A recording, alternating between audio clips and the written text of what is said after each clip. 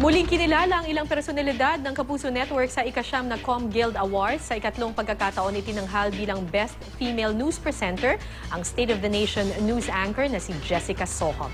Sa ika-4 na pagkakataon naman, muli ring kinilala ang 24 Oras ng GMA bilang Best News Program. Best Female Field Reporter naman ang aking co-anchor na si Cara De Viruy. Congrats, ha?